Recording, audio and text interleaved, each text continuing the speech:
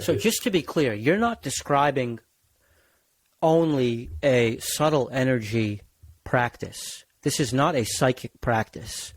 This is altering your breathing in order to recruit different muscles that then tug on skeletal cranial bones that then have a very discrete anatomical effect on changes in the shape of the skull. So this is not a woo-woo thing. This is like, okay, we're breathing in a way that changes the forces that are being applied to our bones. So when you have a trauma that becomes trapped in your fascial tissue, it becomes like a tight spot, and you need to breathe, so your body's going to compensate around that. It's going to use other muscles to breathe instead.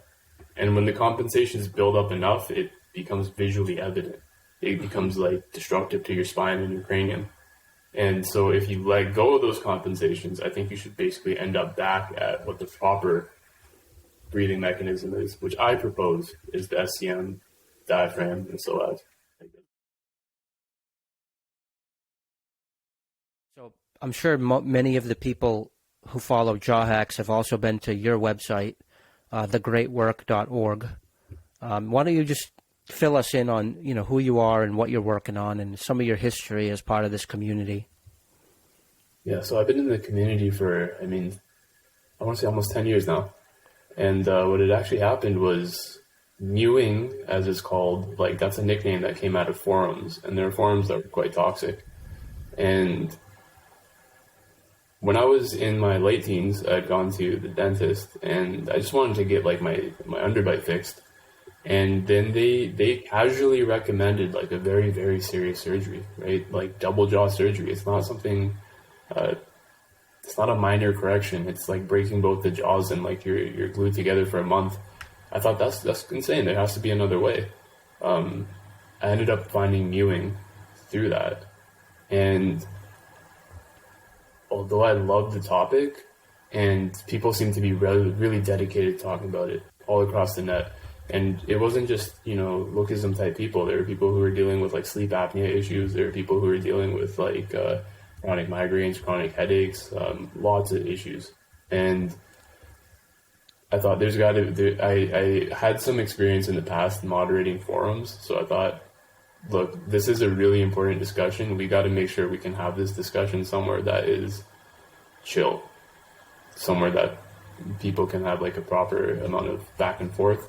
And I wanted to hone my skills as being a moderator and as a leader of these sort of communities that I don't want to shut off anyone's mode of communication. If someone has an idea, I don't want it to be our way or the highway. It's not Mewing does this or this does this. It's look, let's come together as a community. This is an epidemic. No, it's not an epidemic. It's a pandemic. It's the worst possible things going on in humanity right now. Our faces aren't going properly. Our bodies are not going properly. The scale of this issue is immense. It's the biggest health crisis in history. And we need a way to discuss this and find solutions for it. So I wanted to bring that sort of community together. And thegreatwork.org is up, and it will always remain up now ad-free and basically as a free forum and information source. And I've moved on to what I think is the cure. What I think is the closest step towards getting either prevention in kids or moving a big leap towards correction in adults. And so I'm going to leave the great work up as just a free for all. Everyone's allowed to post there as long as they're being nice, as long as they're being polite. And then my own thing is called whole body breathing. And we've gone through that with about 60 people who've gone through the course. I've gotten good results back from them, good feedback. And I think now it's time to share that with more people so that they can really practice it. And I'm excited about it. I'm really excited about the type of results that we can get.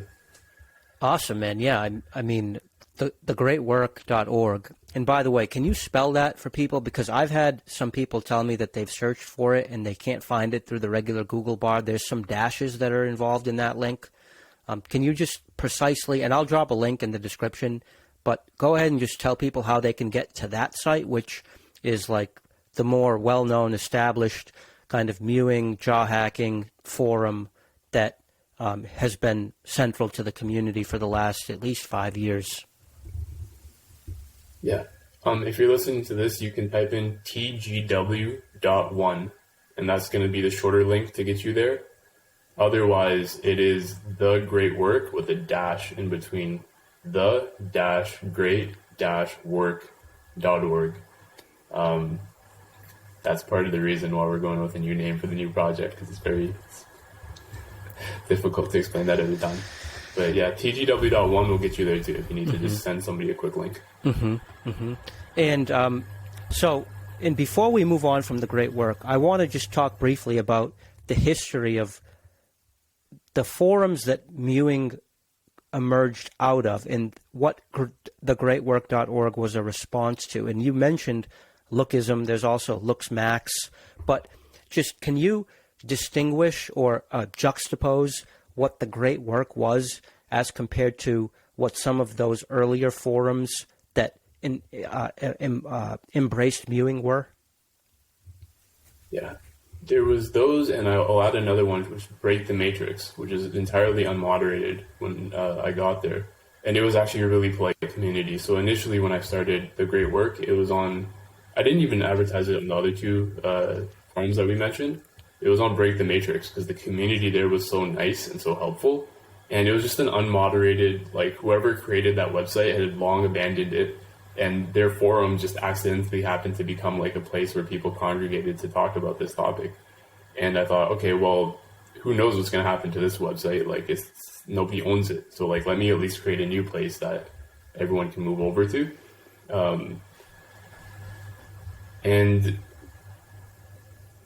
regarding the subject matter of those other forums, the subject matter is okay. Like it might be taboo or controversial, but it's okay. But like the people on there can be toxic, and it's now that we've seen it's younger and younger people too that are getting onto this topic, and it warps their mind. And like it warps their minds. Like it's not for me to say whose mind is warped or what that means, but it can be unhealthy to talk about things in a certain way or look at things in a certain way and be exposed to a community that routinely, if you're in a household where everyone's mean and talking mean to each other and talking hopelessly, and that's at the very least shouldn't be in that sort of thing. So to pull people out of that, I encourage them to go towards, the great work in communities where people, or JawHacks, or these sort of servers where we're looking for the solutions. That's what I admired about those communities. They're hungry for solutions, absolutely hungry for them,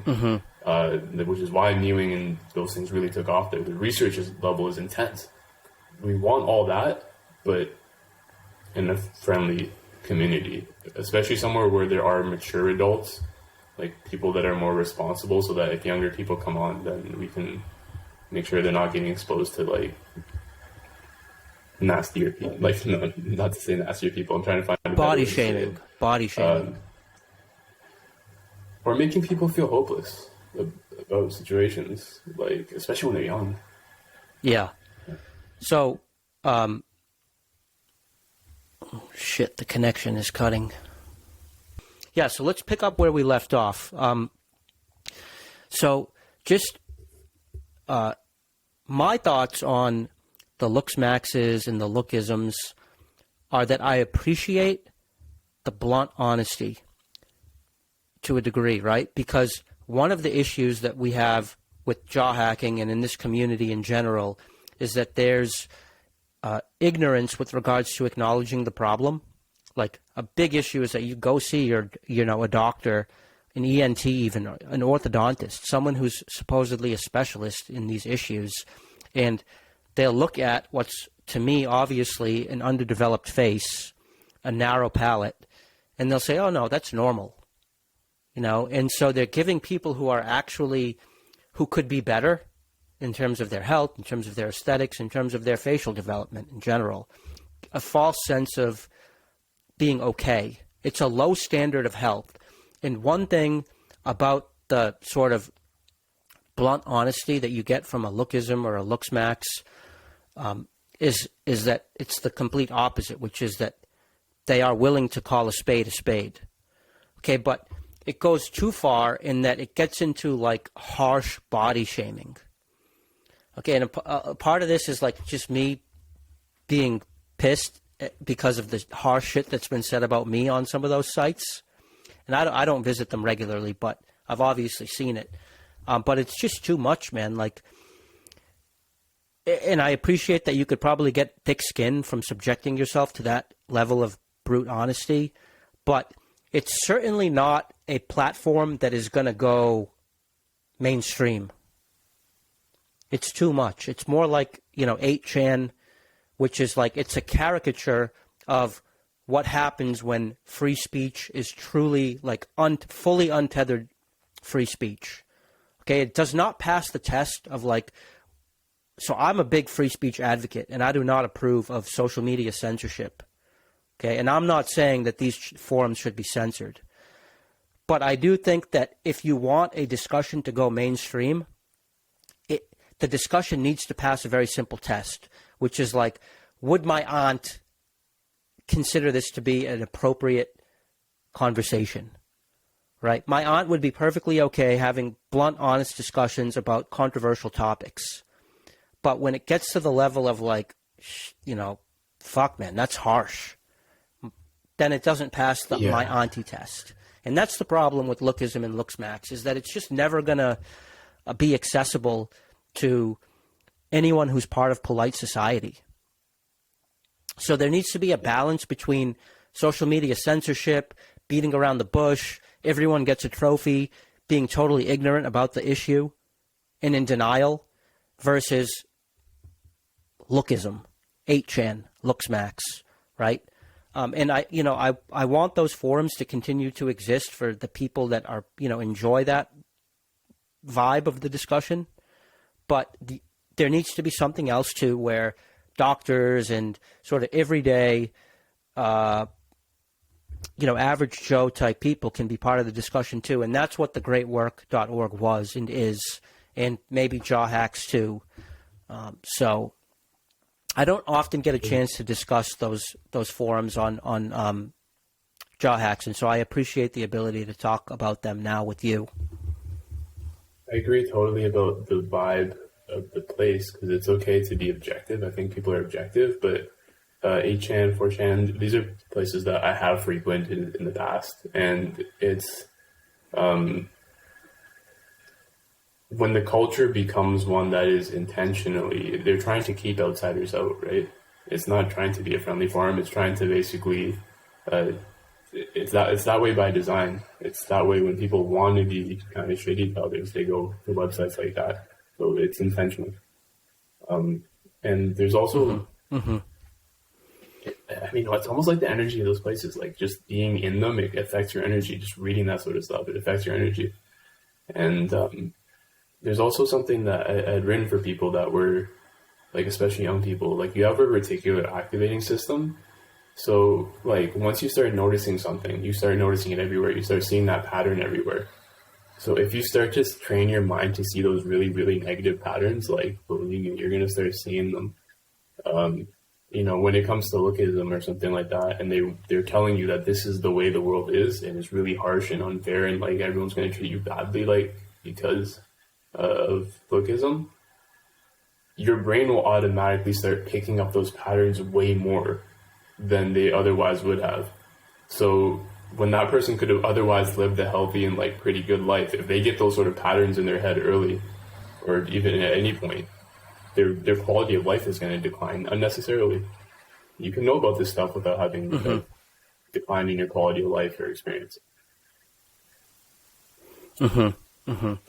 Yeah, this whole idea of the black pill, which is that if you're not good looking enough, that there's going to be insurmountable barriers that are in front of you throughout life, or that it's impossible to be attractive to the opposite sex without having certain facial structure, or put another way, with a certain facial structure, you will be attractive inevitably.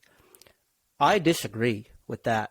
I think black pill goes too far. I think red pill might be okay, which is like, we cannot follow the Disney model of what it takes to be attractive to the opposite sex. We can't just be the nice guy or whatever, be nice, be charming, and you will be attractive. There is more to it. Yeah, we should optimize the way we look and do our best to be our best physical self.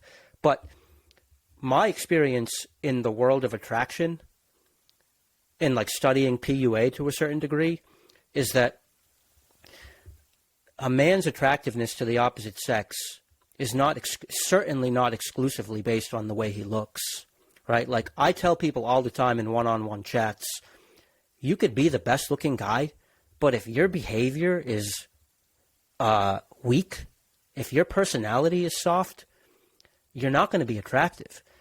Male attractiveness to the opposite sex has to do with it, you know, to the way you look to a certain degree, but it has a huge component of it is your personality. And any guy who does not have perfect facial structure can boost the personality side of the equation and become more attractive.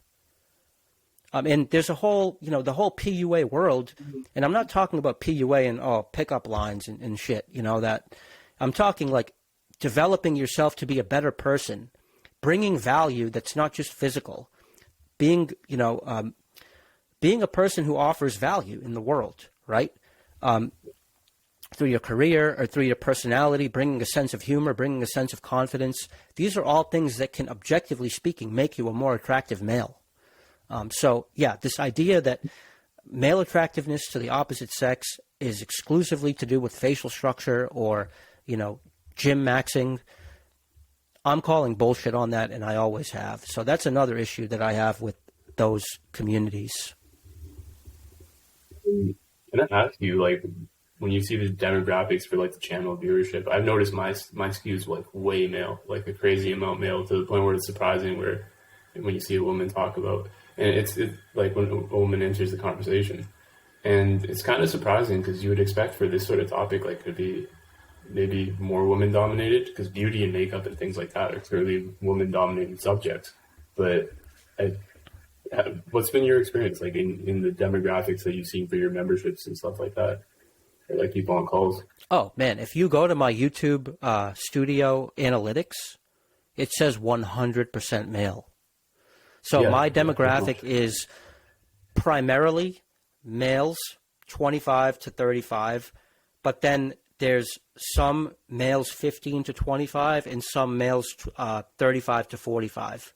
And then, you know, it's progressively less and less the older you get. Now, my chats are probably 80-20 men to women. So I, you know, probably one in every personal chat that I do is a female, which disagrees with my YouTube analytics, which is telling me that 100% of my audience is male. So there's some disconnect there between the analytics and the actual viewership. But yeah, it's overwhelmingly young men. Yeah. I do think that there's maybe girls just sign up. Maybe they'll leave a comment in the thing like that. No, they probably won't, because like maybe they just sign up as male because that's just a better thing to do on the internet. Yeah, and I think I don't know if it's necessary to give advice, but like I would encourage the young men to not only talk to young men about this topic. Like you can talk to girls about the topic, and they'll probably dispel black pill type stuff. Black pill's definitely too far. If you're a black pill, you need to not be. Simple as that. Like you need to not be. Yeah. To put it simply, I've always recommended a balance between the PUA inner game type discussions and jaw hacking, right? Like, yes, optimize your physical appearance, but also optimize your personality development. PUA has always had this idea that, and I remember distinctly from a company called RSD, Real Social Dynamics. They've since transitioned to more of like a coaching company, like life coaching, business coaching type stuff. But they used to be pure PUA. Maybe you're familiar with RSD? Yeah, Tyler RSD. Yeah. Tyler, yeah. I've met Tyler twice at like RSD free tour events when they came to Boston. So yeah, Tyler has always made this point. Like sometimes the shortest guys, like, because this idea that short guys are unattractive, right? And in the Looksmaxxing forums, you get guys who are considering doing leg lengthening surgeries to make themselves a few inches taller. This idea that you can't be attractive unless you're, 5'11" or taller.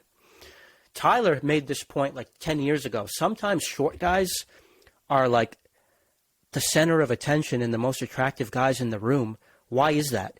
Because their physical appearance, their lack of physical attractiveness has forced them to up other qualities of their being to make up for what they lack in the physical. And it's possible to augment your personality, your sense of humor, your charisma, your charm, your personality to such a degree that you still become the most attractive person, even in the absence of physical characteristics that are objectively good looking, like jaw structure or whatnot. And since I heard that 10 years ago, I've looked for that in the environment. And I've seen it a billion times. So it's a fact that attractiveness is not just about how you look. You can up your personality to make yourself more attractive, and it's a huge blind spot of the black pill community. But you know why? Because it's hard. Developing your personality is not as simple as going to an orthodontist and getting an MSE or getting a double jaw surgery. It actually takes real work, Mewing can too, and jaw hacking obviously takes real work too, but inner game development is a multi-year process, and it's like, it takes soul searching, and it takes a different kind of work that's a little bit less transparent, so. Yeah. I hope people come on through to the other side of that, because it ends up being a lifelong. Like in a way, it's beautiful. If you went down into like this valley of despair and came out on the other side, like a lot of people do, realizing that it's becoming like your authentic self. And I won't digress too far onto this, but like sure. That's why Tyler RSD like went over into like life coaching, and this ultimately ends up being life coaching at the end of the day, because it's just being authentic to yourself. And the same way with the reticular activating system, that like, when you go out there, like the biggest solver for like these sort of pills is the more you get out there, the more you'll notice, the stuff that they talk about on Lookism. But if you start to look for exceptions to that, you'll notice that they're not really exceptions. Like it's not been like the tallest guys I know are the best with social status or women or anything. Like it's been guys shorter than me most of the time. Or like even shorter. So like, if you actually get out there and have a look around, and be willing to wipe your glasses, so to say, like to not look through that sort of lens, and just look with fresh eyes whenever you go out, you're gonna notice things are not bad. And that goes with everything. That goes with the news. That goes with a lot of stuff that we consume through the internet. Like, get off the internet is a really good way to get better. Yeah, I couldn't agree more. So let me pivot and ask you, what do you think are the big questions facing the jaw hacking, the greatwork.org communities, the Mewing communities today? For me, I'll tell you a little bit of the arc that I've seen the community go through. It was like, okay, we need to fix this. Okay, there's this AGA appliance, there's the ALF, there are these tooth-borne appliances, the DNA. Okay, well, those are really limited as to what they can do before they start hurting your teeth. Okay, well, there's the MSE. Okay, but the MSE is bone-borne, and it can give you huge amounts of expansion, but it can cause asymmetry, and it can be unpredictable. And then there's double jaw surgery, but we're not really sure about how bad the side effects of that really are. So, like, that's kind of where we're at. How do you see it? Yeah. In terms of like the way I've taken the discussion is into the health sphere, because that allows us to sidestep a lot of the discussion that we previously had straight into health, because beauty and health are interlinked, right? Good signs of beauty are good health indicators. And where I see it is that the next step forward is for people to stop looking at the body mechanically and to begin looking at it as like a living organism. And rather than looking at, say, the maxilla or something like that independently, rather to look at the holistic solutions, how to fix the whole body at once. And of course, people, this is not the most original thing in the world. People have gone through that topic already. I think we need way more people dedicated and focused to observing their own body, observing why growth stopped. Because like if we're looking at the reasons for improper growth, like what do you think? Like where have you off, or like where did you get to for like what do you think a reason? Is it genetic, or like is it chewing, or where do you think the most I pinpointed two major reasons. Number one is the jaw structure of the immediate parents, right? And if their jaw structure is poor, then there's an epigenetic handover of poor jaw structure from the parent. But then the environmental factor that I think is primary is breastfeeding or the lack thereof. So I think, and I've seen it, breastfeeding is supposed to occur immediately after birth, and that is the starting point of getting the tongue to get up onto the roof of the mouth and start guiding the forward and lateral growth of the whole skull. And breastfeeding is pretty rare because it's inconvenient and it's hard for women, and women are busy and women see it as oppressive, and just it's not common. I was not breastfed. And so, yeah, I think, and then, but from there, from breastfeeding, it goes to pacifier, bottle feeding, and then not chewing hard foods as an infant, eating pureed foods, and then getting into the downward spiral of, okay, now I'm a mouth breather. And then you get to a point where even if you discover that nasal breathing is better, it's too late because you've missed out on that first 2 or 3 years of growth, and now you don't even have the real estate necessary to intervene and fix the problem going forward. What do you think? I want to always be on the side of you can fix this at any age. That is the solution that I want.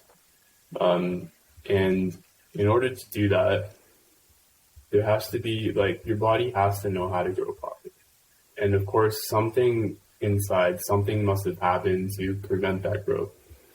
And the analogy that I gave is like, say you have a flower in a pot, right? And your flower is not growing properly, then you don't like, put little toothpicks on the twigs and like, try to cut it up and like tape stuff back together to make it grow. Like, you see what happened to the plant. Did it not get enough sunlight? Did it not get watered properly? Like, you look at the roots and you look at the overall health of the organism, because that's when it flowers, right? If you look at the flower, if you look at the face and say it's not flowered properly, and then let's do something with the face, it can't be in the face alone. It's a reflection of the body. It's a reflection of the whole psyche, everything together. And like, being here in India, I see people from, you might see one brother who's breastfed, one who they're both breastfed. They don't get the same level of development. I see people in terribly polluted environments. I actually see younger, poor people. For me, I think the issue is deep within us. So the creator of this body is within. Okay? When you eat like a piece of bread or you drink some water, that becomes your body. So you have that capacity in you your entire life to turn the food that you eat and drink into the human body. You never lose that capacity. Nor do I think the human body should ever lose the capacity to understand what proper health looks like and what proper health feels like. So the human body, I think, always wants to drive you. Even now, if you're someone who's undergrown, your body wants to drive you towards proper growth. It doesn't need mechanical forces to do so. There's something internally, something in your nervous system, some sort of signaling that is blocked and is preventing you from actually getting the growth all the way forward. And in my opinion, the reason that, like, say Western Aid Price, they look at tribal communities. And here in India, I look at like people that are not wealthy, the poor people. And there seems to be like a direct correlation between the amount of, say, trauma stored in someone's body, the amount of like distractedness they have, things like that, and I think like a lack of growth. So what I suggest is that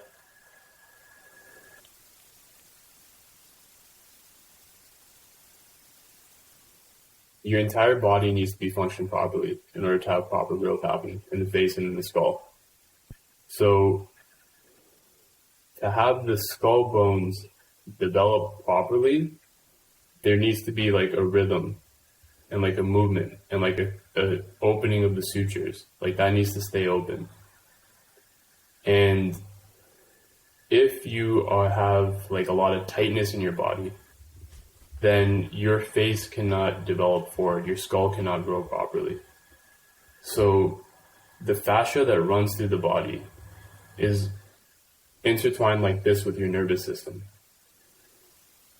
If your nervous system is holding on tightly, then your fascia is also holding on tightly.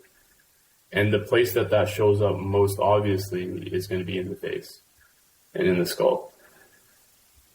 Which is why I think surgeries relapse, which is why I think things like, if you get braces or expanders, you have to wear a retainer for life, is because the fascia wants to contract. The fascia wants to go back to your actual shape.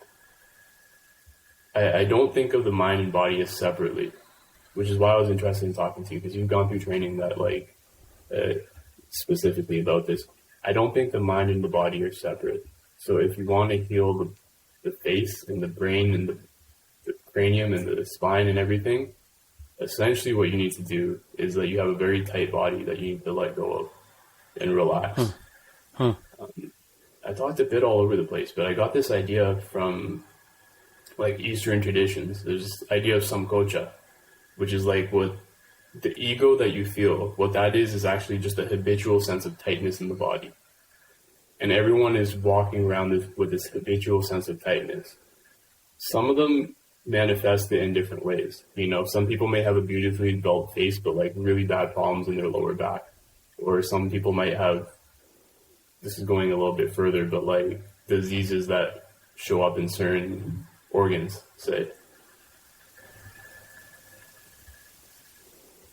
The most important thing, I think, is the muscles of the neck. So these muscles here that basically form this connection into the sides of your head and to the skull, those muscles need to be able to be loose and be able to assist in breathing. If this musculature all here is tight, then your bone, which is floating in this fascia, is floating in this musculature, it's not going to grow further forward. It's not going to grow properly because this is all tight. It's too tight for it to grow further forward. That was a bit of an all over the place explanation, but no, I think. What do you think of that? I think you're getting to a deep truth about the interconnectedness of the mind and of the body. One of the things that I thought of when you were talking about how things that are occurring in the mind can affect the development of the body is the work of Ian Stevenson and Jim Tucker, MD. These are physicians in the United States who study the phenomenon of rebirth. So children who remember past lives that they supposedly lived. So basically what it is Ian Stevenson was a researcher at the University of Virginia, and he put together thousands of cases of young children, usually between the ages of like 3 and 6, who have memories, factual memories of information that it would be impossible for them to have, right? And he concludes basically that this could be evidence that the mind does not die at birth and that it takes rebirth in a new body, sometimes as a human, potentially as some other type of being, after the physical body dies, but then, the mind goes on. And one of the things that occurs is that these children who remember past lives often have birthmarks that are related to the manner in which they remember dying in their previous life. So just as an aside, a lot of times children who remember past lives died traumatic deaths. And the hypothesis is that it's possible that one reason why not everybody remembers a past life, but that some people do, is that the people that do tend to have died their previous life in a very traumatic way that left a sort of imprint on the mind. And that imprint seems to manifest in the physical body as a birthmark that is related to their manner of death. So, for example, if one person died from a gunshot wound in a previous life, and that wound came through one side of their rib cage and out the other, that person will literally have a birthmark here and a birthmark here, indicating the entry and the exit wound. And so this is a super common thing that Stevenson and Tucker have found in their studies.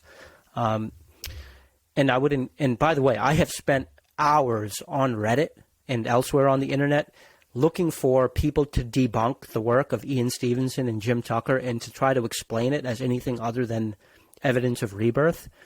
So I would challenge any of the viewers of this, interview to do the same. They're tough to debunk, but just bringing it full circle, evidence that the mind and mental phenomena can have very discrete manifestations in the body.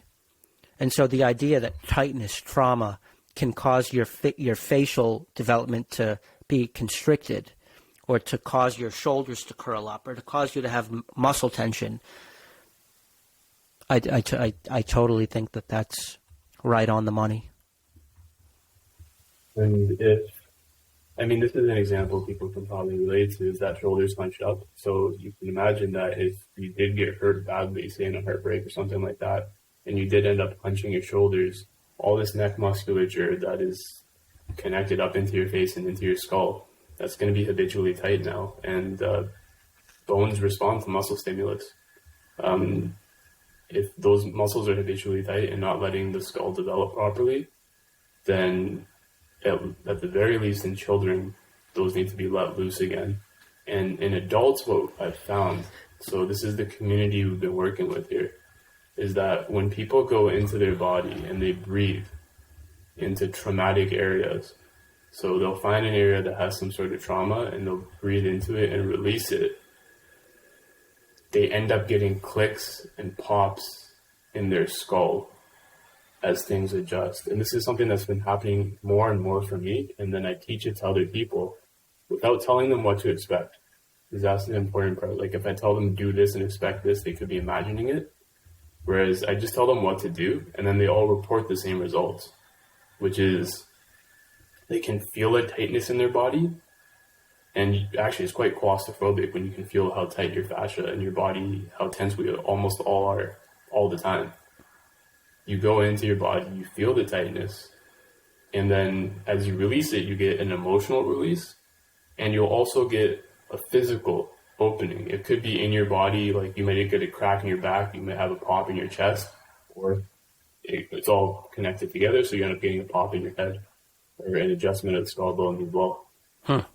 And if kids, this is why athletes, I think, when you're working out, you do this. You're working out trauma. Actually, that's a legitimate way of working through trauma, is to work out. Another way is indigenous communities and stuff, is the whole rituals that they do, which are specifically for this sort of purpose.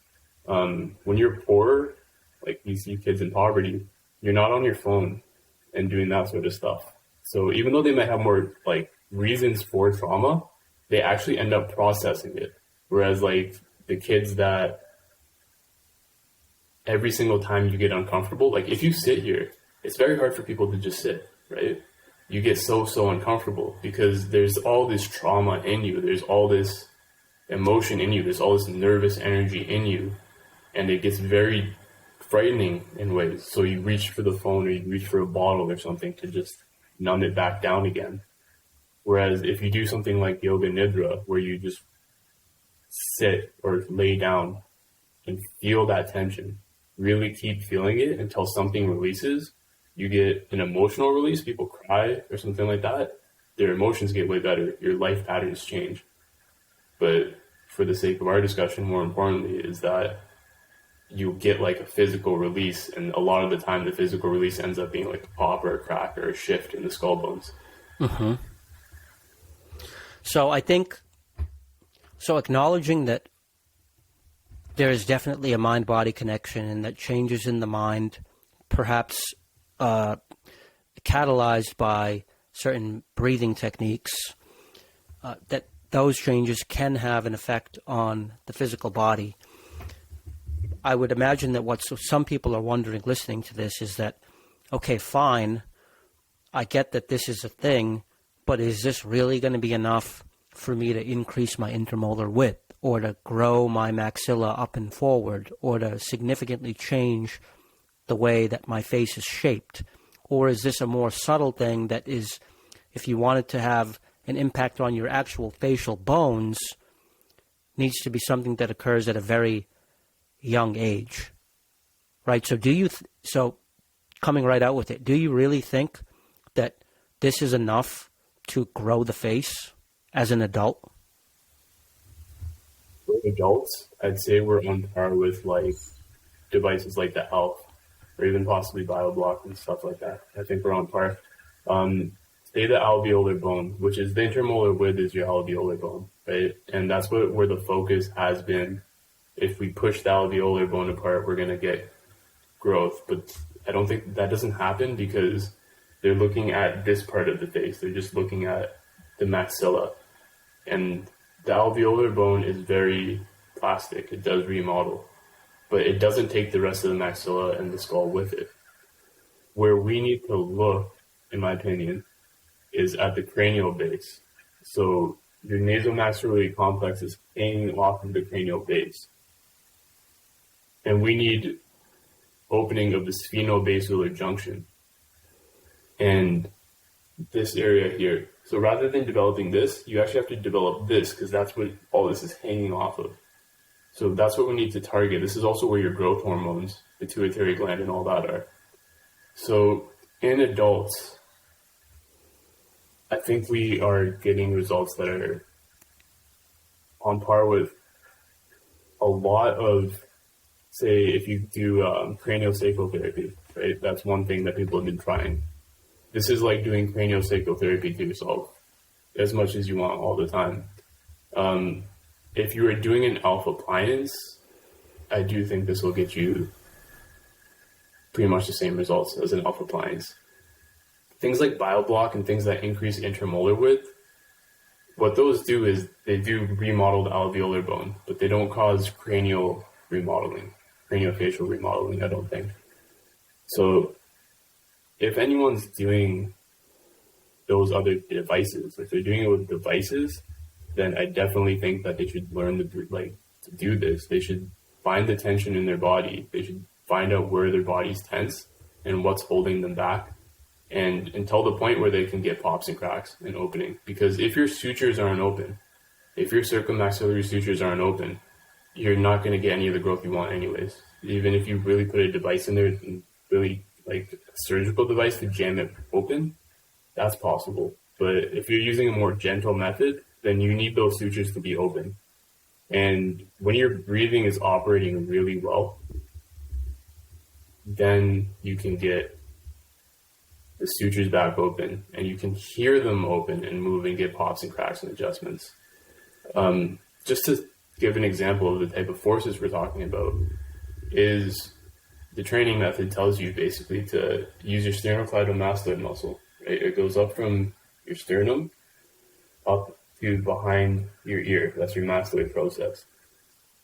And these are the accessory muscles of breathing. So it's recognized that these muscles can help on the inhale. Same with your trapezius, muscles like that. Your rib cage weighs many dozens of pounds. So like all this area. If you disengage your diaphragm a bit and really engage your SCMs and trapezius and everything, in order to pull up the rib cage, you are putting pounds of pressure on your head. So I think we're actually causing more force. So this is a gentle approach in terms of we're letting go of trauma. But if you actually want to force the breathing, you can generate pounds of force. Like it can be very intensive to the point where you can feel it throughout your entire skull. One of the things that I didn't tell people to feel, I just let them feel, right, is the important part. Like I told them what to do, and then they all reported the same results, which was breathing with the SCMs and breathing with like trapezius and neck muscles. They would report the teeth soreness. You know how when you have braces or you have AGA or you have some sort of device like that, the teeth get very sore when they first start moving. So we've been reporting teeth soreness. We've been reporting a huge feeling of splitting in this area, and also reporting pops and cracks in that area, which I don't think most devices that are not surgical can accomplish. I want to go all the way with this. I think we can, but at the very least, I think people should give it a try. And especially if you're dealing with a device, like that'll probably speed up the results of the device. So, would you be open to combining full body breathing with some sort of expander, or do you think that this is a replacement for expanders? I think whole body breathing is a replacement for expanders, and I want people to try it with expanders too. I'm offering this out here as like a method I want more people to try, and especially if you're young, I want you to give it a try. And because the people in our community that are younger, you never know if it's puberty or not, right? But like they get good results, and the people that are older, they at the very least they get pops and cracks and chips. I haven't heard of a single other method, even with a device, that actually gets you like audible cracks in your skull. So something's happening, something's adjusting, and I want people to try it out. As a replacement, I don't think I'm going to go with a device unless I design a device myself, which I've been considering doing in India. It's just hard to get them exported.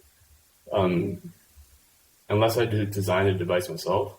But if someone's in ELF or getting any sort of expansion, you need your circummaxillary sutures to be open. And when you breathe with your neck muscles for exercise, you can put pounds of pressure on your skull, pulling this open. So you'll get those sutures back open again as well. So and you'll know it by the fact that you're hearing cracks. Could you give us a brief instructional as to the method and how that would look for someone who wants to like try it right now and see if they can feel those forces that you're talking about? Yeah. There's a couple of ways we attack it. Like with certain case histories, say someone has like an issue with the back of their neck or back of the head with surgeries and stuff, I wouldn't like recommend they try the way I'm going to say now. But there's other ways of doing it. But if you've never had any issues with your neck, what you can try is, so this is the SCM muscle, right? Plain as day. It connects from your sternum and clavicle into your mastoid process behind your ear. So you can feel behind your ear, there's this process, there's this lump. Now this doesn't actually exist when you're a baby. It's actually basically, there's a lot of theory behind this. But the fact is that like when you're a baby, there's basically no mastoid process. Your mastoid process and the front of your skull develop basically simultaneously, as if they're moving together. So this process develops over the years from the repeated pulls from your mastoid process to your sternum. So what you want to do is you want to actually feel what the motion of the sternocleidomastoid SCM muscle is. Okay. What the function of this muscle is mechanically is, if you can picture, this is one attachment point, this is the other. If it shortens, my head gets pulled like so. That is the function of this muscle. So if I breathe in and I'm pulling my chest up, I'm going to have a reciprocal pull down on the temporal bone, which, according to cranial osteopathy and cranial sacral therapy, is basically how the temporal bone is supposed to move. It's supposed to do this sort of movement. So what you can try is first to just relax your head forward. And then when you breathe in, feel that your head naturally gets pulled back just a little bit. That it just naturally gets. On every inhale, you'll have just a slight tug back. As the sternocleidomastoid engages on the inhale. If you can feel the tug behind your ears, that's ideal. I can feel it behind my ears. There's a subtle tightening that happens right in the area behind the ear if you actually kind of allow yourself to listen and feel for it. And your training helps, as you've done training, which is very meditative. If you're a person who meditates, you'll get this a lot quicker. And if you put your hand just on your sternum, like on your chest, lightly, very lightly, that gives it a little bit more resistance to the inhale. So might make the tug a little bit stronger.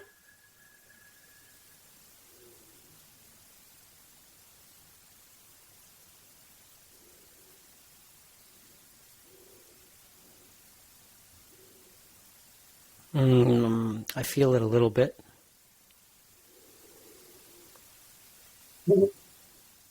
That's the tug that you feel behind your ear in this from every inhale. Exactly. And we would try this in various postures, and we would keep drilling this until it becomes strong, until that muscle fully wakes up. Which muscle? The sternocleidomastoid? Yeah, the sternocleidomastoid. And we're looking at this from an anatomy trains type of perspective as well, that you have fascial chains essentially running through your body. Okay. So like this is a sternocleidomastoid, but it's like the neck muscular chain at the side of the neck. And when you feel that tug behind your ear, it actually stretches out further. It goes up past your temporal bone, and it goes into your parietal and your occipital. And it ends up in this area, essentially, opening up the back of the skull to a very strong degree. Now, if that's a very light force, right? You know, when you have craniosacral therapy, they barely touch the skull. It's very, very light forces. Whereas we're actually putting like a pound, at least the force, probably more when you really, if you want to lay down, not right now, but like the thing is when you're sitting up, if you're practicing this for the person watching, if you're practicing this sitting up, your sternocleidomastoid is currently engaged in a postural function, right? So if when we lay down, it's no longer being used to hold up your head and neck, so you may be able to feel it better. Mm-hmm. I want people and yourself to practice that to the point where it becomes strong, to the point where you actually start getting rotation. And just with that lesson alone, I did it with PowerPoints and stuff, but like pretty much everyone that was in the group session got to the point of, well, I haven't heard back from everyone yet, but most of the people in the group session got to the point of being able to hear audible cracks and pops in their skull. And in a good way, not like, oh, my TMJ is crunching, like in a good way, like that felt proper adjustments. And to give a little bit more of the whole idea, we're looking at like an anatomy trains type perspective. We don't overlap perfectly with them, but pretty close for like the deep front line and the superficial front line. That you go basically from your SCM down the front of your chest to your diaphragm, your main respiratory diaphragm, and then your psoas muscle is involved in the breathing as well.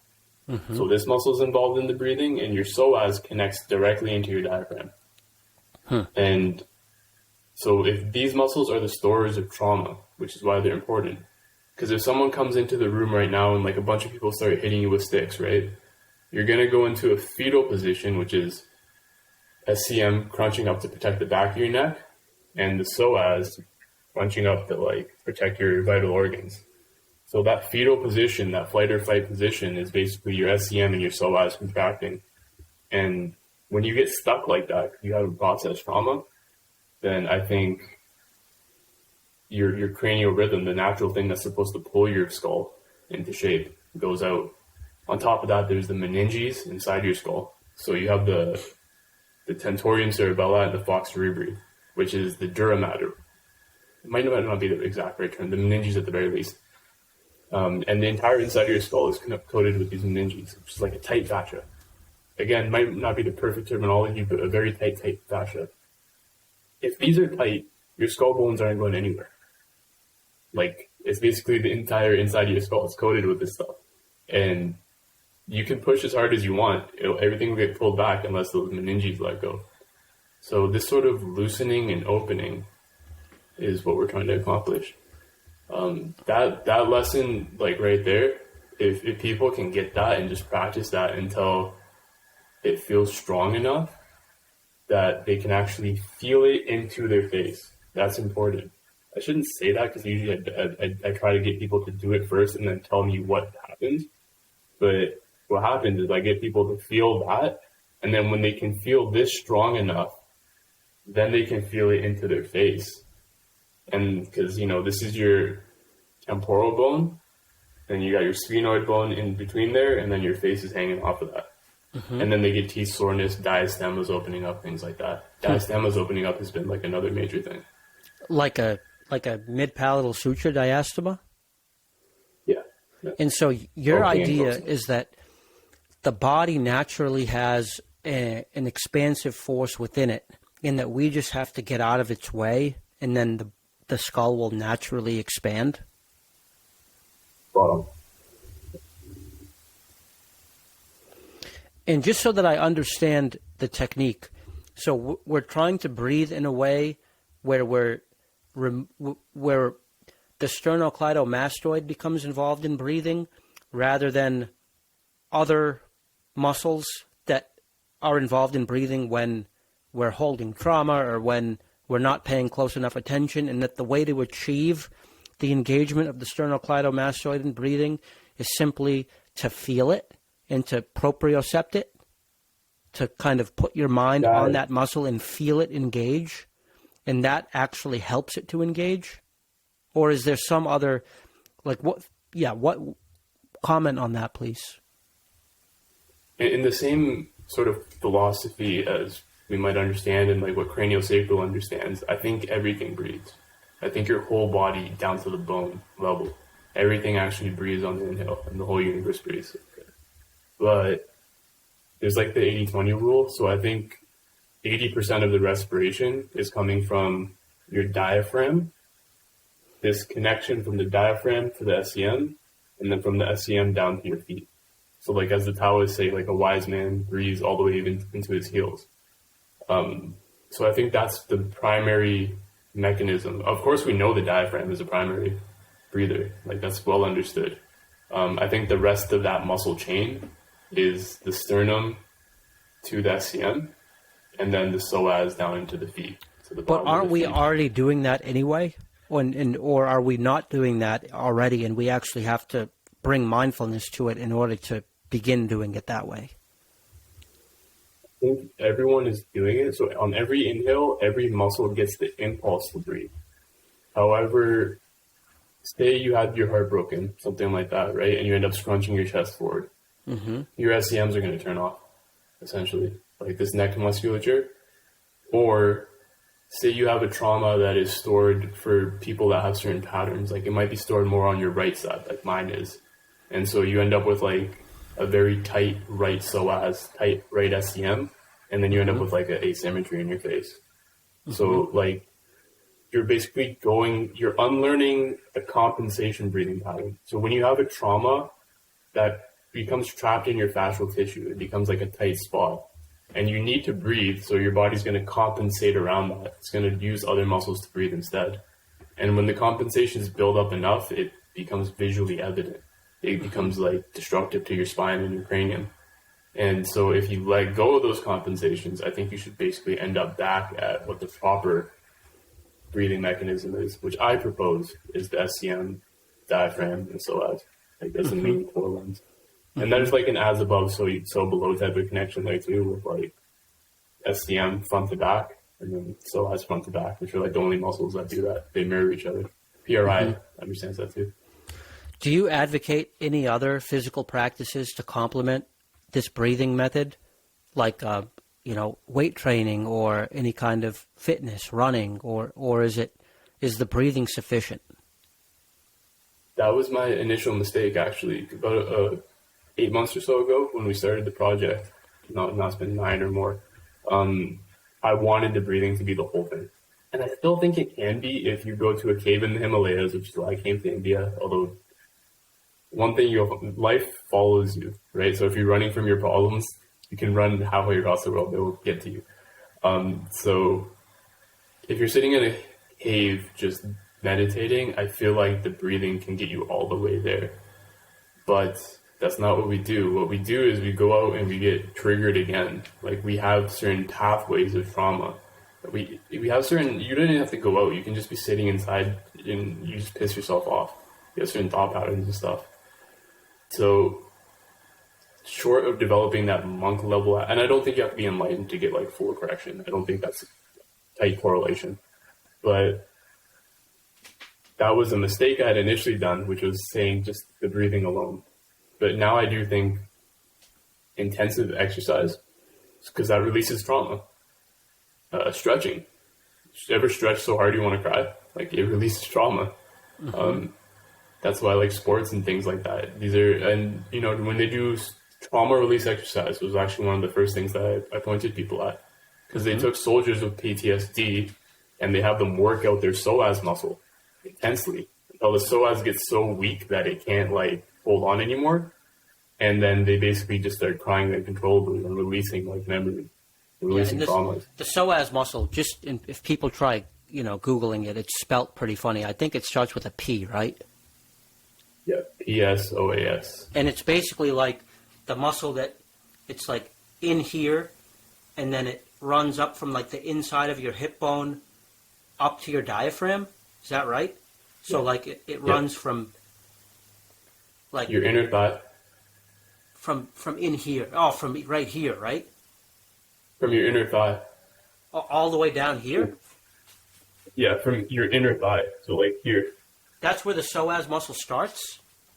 Yeah, this is where it originates. Yep. Really? And then it goes all the way up from there to the diaphragm? Yeah. Yeah. And so where would you go to touch the psoas? You could. It's a very deep muscle. That's the thing. Right, it's a very, very deep muscle. You could feel your inner thigh. It's not going to show up on camera here, but you could feel your inner thigh. Feel that. Otherwise, you would be digging underneath your rectus abdominis, like your ab muscles, to dig into there to feel it. Another thing that I teach is called the psoas sit-up, which is difficult to explain, but if you are essentially doing a sit-up, if you get into a sit-up type position, and you just hold your body back enough that, this would be a not great explanation, but we can follow up with it maybe, because I'm in a chair. But if you go into a sit-up type position, what you can feel if you're about halfway, so don't go all the way down to the bed or the floor, and don't be all the way up. Be about 45 degrees. And when you inhale, every time you inhale, feel yourself get pulled up just a little bit. That is the psoas connecting into your diaphragm. So every time that you pull up, because the action of the psoas is to pull your torso and your legs together. So a sit-up is a great way to feel that, because if every time you inhale, your psoas, like your legs and your torso, it pulled together, that means that your psoas is involved on the inhale. That'd be a great way to tune into what it feels like. That used to be a course exclusive. It's actually out there. No, cool, man. I appreciate that. That's definitely something I'm going to try. And I know that a friend of mine sent me a link like last year to this tool that you can buy online called the So Right, I think. And it's like a device that's meant to massage the psoas muscle. It somehow helps you dig in deep to be able to access it. Only reason I'm bringing it up is that the psoas is kind of like this mysterious, mystical type muscle in the body that's very hard to access, but that as you're saying, may hold the key to some sort of inner strain or stress or tension. Did I tell you where this started, actually? Was me in my car. I used to have a 2-hour commute, like 1 hour there, 1 hour back, right? And at this point, I was convinced that it was fascially related. I was getting into anatomy trains and studying that sort of stuff, that there must be some sort of fascial connection running all through the body that is preventing proper growth. And then I had made the link to trauma. And I was thinking that, if I let go of my psoas, things like that, then maybe it'll help. Like maybe if I just let go of the whole body. And so driving to work, hour and back, listening to like Alan Watts, like meditations and stuff like that, I was starting to breathe and really paying attention to my psoas muscle. And then I could feel my hips expanding slightly on every single inhale. And anyone can notice this. Like when you breathe in, you can feel just a very slight expansion in the hips. And as I was tuning into this, all of a sudden I started feeling in my head as well that I'm feeling my hips and my head mirror each other. Then I went online and I saw like the hips and the sphenoid bone, basically, they look like the same bone. They're a mirror of each other. And it basically went from there. So it was actually a eureka type moment when I was listening to Alan Watts while doing this. I was driving and Alan Watts was talking about the ego. He was talking about Sankocha. How it's essentially, if you tell a kid to like, hold yourself together, pull yourself together, they essentially pull themselves together. Or if you tell someone to pay attention, they have like a muscular strain, which is like useless, right? If you're trying to look at something, using your muscles in your neck and your body doesn't help. So we identify with our bodies. And if we identify with our bodies, if our ego identifies with our body, then holding on to the body is a sense of safety for the ego. Mm-hmm. Especially in like the psoas area, which is like the root chakra type area, right? That's the sense of safety and the sense of survival. So if your sense of survival is at all, your sense of safety, your sense of survival is not there, if it's tilted, then you're going to basically have habitual contraction in your body. And undoing that habitual contraction, I think not only your personality, this is the important connection too. Have you heard of those exercises where, you fix your posture, you stand up and you throw your shoulders back and everything like that? And studies show that you become more confident. You fix your posture, you become more confident. Oh, yeah, of course. Yeah, when I was living at the Buddhist monastery, there was this guy there named John. He was like the caregiver of the monastery. And at the monastery, I was like the guy who was obsessed with posture. Everyone else was sort of like, oh, posture doesn't matter. It's all about the breathing and the meditation. Like, forget about your posture. Stop obsessing over it. Meanwhile, I'm over there trying to master the Esther Gokhale method and like full lotus and getting my spine right and all that. And John would always say to me, I see what you're doing with posture, and I think there's something to it. And he would told me this story that one time he was somewhere doing some sort of like psychedelic trip, and he was noticing that whenever he slouched like this, he would go into a bad trip. And then the only way he could get out of it was to get upright like this. And then the trip would all of a sudden become positive and have a good feeling tone to it. And he told me that story like on several different occasions.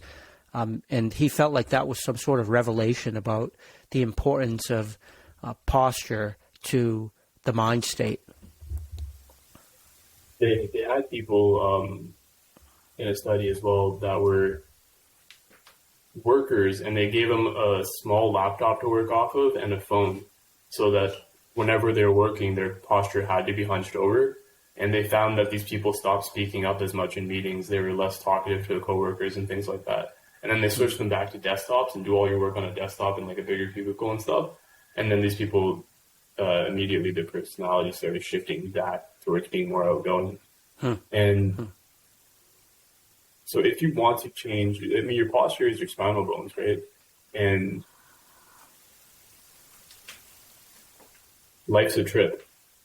So I do think we're correcting everything all at once is the intention. Yeah. And just as a practical bit, I think probably the best ergonomic change I've made in the past year was swapping out my MacBook, 13-inch MacBook, with a 24-inch iMac. By the way, this isn't that expensive of a computer. It's like a $1,300 all-in-one. But ditching the laptop for the desktop, which I'm now on, allows me to be way more open and still have full access to all my computing power and screen real estate. I don't even know how people use laptops, to be honest, at this point. So for about 10 years, I used a laptop as my primary, even though I didn't really need to, because I'm mostly working from home, studying from home, whatever. Anything you can do to get more open, I think, is a step in the right direction. Yeah, because there's no reason to look at our skulls as separate from our bodies. It's not. If you can open up your body, and I don't think pure stretching is enough to do it. I think you have to release that trauma, and you have to get the fascia willing to open. So, if your goal is just to become more flexible, you'll become more flexible. But if your goal is to go through the journey of personal growth that comes with opening up your body, opening up your mind, opening up your soul, open up your body, then you can start noticing the pops and the cracks and the adjustments that start coming with that. Yeah, for some reason, a term that came to mind is like full body mewing, because I know that listeners of this interview are going to be still thinking in the paradigm of mewing.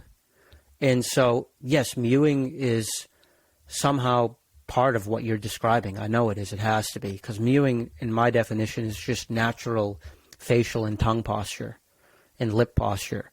And so perhaps just allow your definition of mewing to become more three-dimensional, right? Or at least allow it to go below the neck and to be integrated not just in terms of pressing the tongue or sealing the lips or chewing tough foods. Think of it more as a way of being, right? It's, but then when we go down that line of thinking, everything becomes just kind of this ideal full body way of being, right? And so the term mewing sort of dissolves at that point. But perhaps listeners of this podcast can use the mewing angle, sort of the face, as the gateway into this more full body way of being. They do. I really hope they do. And actually, it was with the tongue connecting down to this. I was thinking I'll release my psoas so my tongue will go up more naturally. Until we're working with the tongue heavily, and I found a study that has shown that the muscles of mastication, as you use them more, the activation of your sternocleidomastoid increases. And as you do this practice with, breathing with the sternocleidomastoid, and this intensifies to a point where you can feel it a lot of the time, you'll notice that when you put your tongue up to the roof of your mouth in some degree, regardless of where the tip is, but if you put your tongue up, then your sternocleidomastoid breathes a lot better because it has this support at the front. So then every single... Yeah. So then would you say that what you're really teaching is not to get rid of mewing and swap it with full body breathing? You're more saying, let's complement mewing.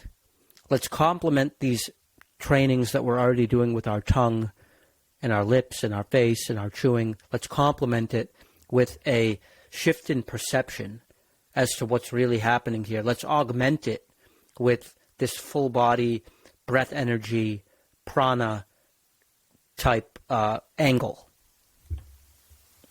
With actual mechanical forces that are beyond just the tongue in this area. So this is a certain amount of mechanical force, but you have, the tongue is quite a strong muscle, but you have pounds of muscle back here that also exert a mechanical force, and they exert it on your cranial base, which is far more important, I think, to growth. So let's get that force into there, and beyond that, experiment. I want people to experiment.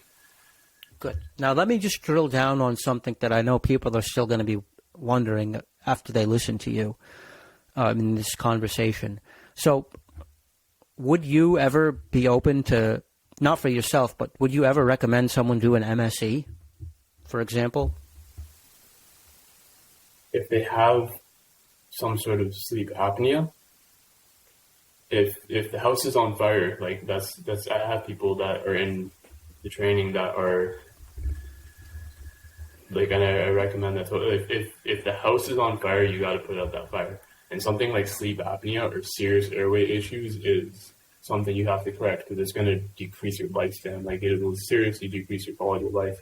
So in those cases, I think MSE. Yeah.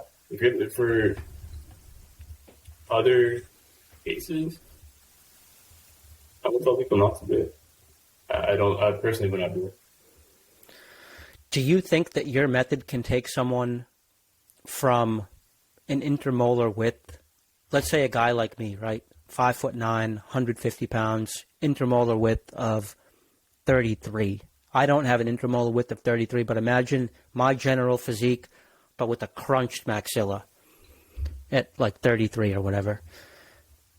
Do you think your method could, like, literally, with a certain amount of time, and if so, how much time, get someone up to like a 40?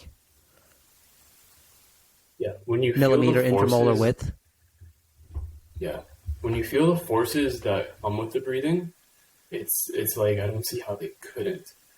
They must. We're still early in the project. I don't want to get people's expectations incredibly high until we have that sort of result. But the level of force, because I had used a palate expander at one point in the past, so I know what it's like to put that in and twist the screw. And the force that you can feel from the neck musculature pulling your head apart is more than that. Mm-hmm. Like, it feels like more than that in your skull bones.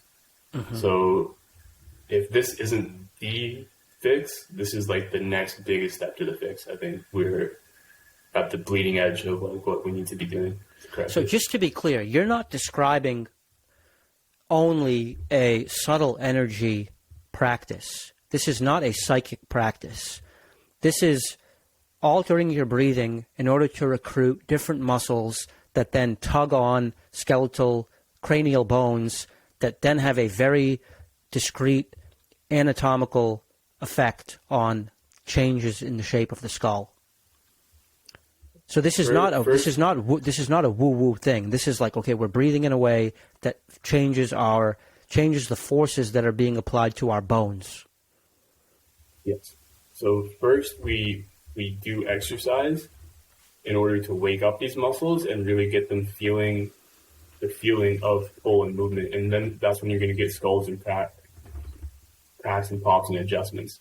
Mm-hmm. And then once you have that, we continue those exercises, but then the exercise becomes more subtle because we want to turn this subconscious.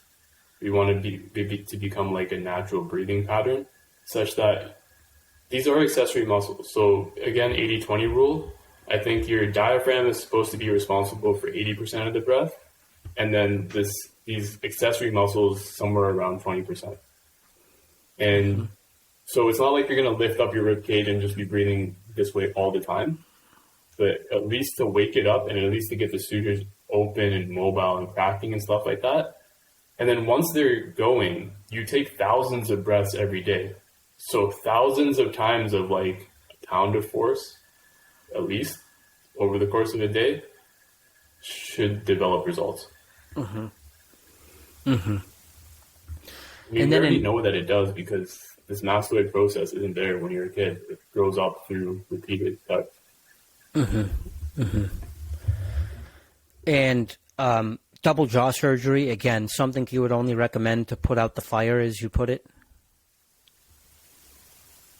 Yeah, I do worry about the capacity of the body to heal from a major trauma like that. A double jaw surgery, MSE is like one thing, So like, I think John New was saying something about the suture, but like, I don't know, that might be totally fine in the long run. But like a double jaw surgery is like a traumatic thing for the body. To have the bone, say you have a flower, right? And the flower is not grown properly. It can retain its ability to function and grow, but like if you cut it and then paste it back on, will it still retain that ability? Maybe. But I don't think unless someone's severely recessed, they should go in that direction. So you're worried about subtle traumas that can occur with double jaw surgery, and would those be those would be like psychic traumas or physical traumas, or like what specifically? How would that play out in terms of consequences into someone's life? Yeah, I don't think subtle trauma. I think double jaw surgery is a major trauma, because there's, I think, like the body keeps score, or I don't know the exact source, but I feel like even if you're under anesthesia, the act of being cut open and like readjusted, and then the months of healing, that's not a subtle trauma to the body, mentally, like in your nervous system, but also physically, because at this point, if you cut the bone and then move the bone and then it joins back together, it's not like it's not like a normal bone anymore. It's like a bone that's been cut apart and then joined back together. So will it retain its ability?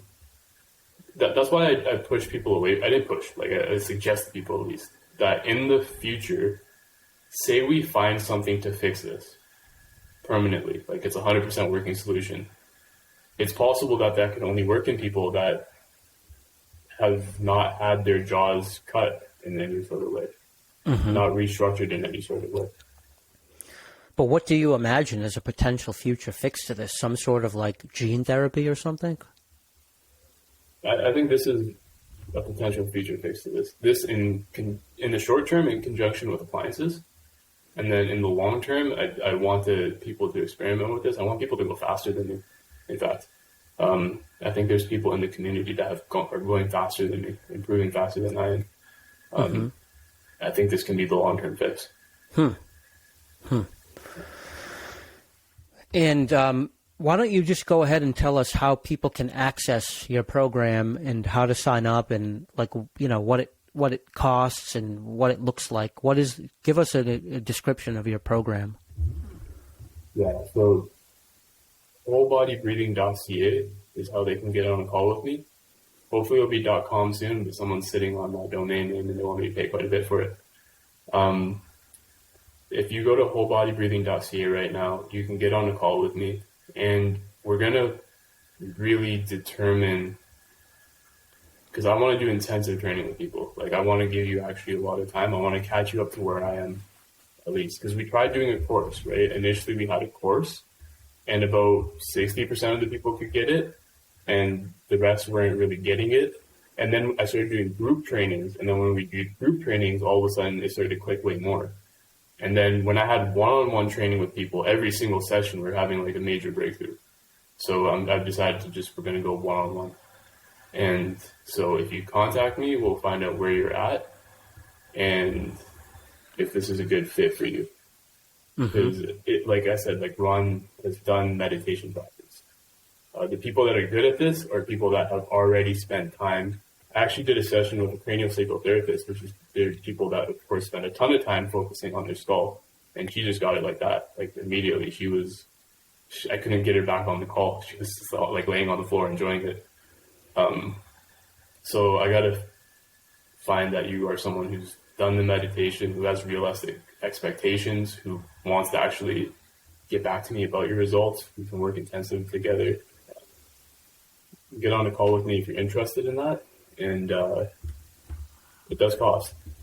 But we have to make sure that we're actually compatible, because this is going to be one-on-one training. And we actually have to like each other to some degree too, because we'll be spending time together. Cool, man. Well, we've gone well over an hour. Why don't we wrap it up? I appreciate this very new and very different perspective that you're bringing to the Mewing jaw hacking community. I'm going to give it a shot.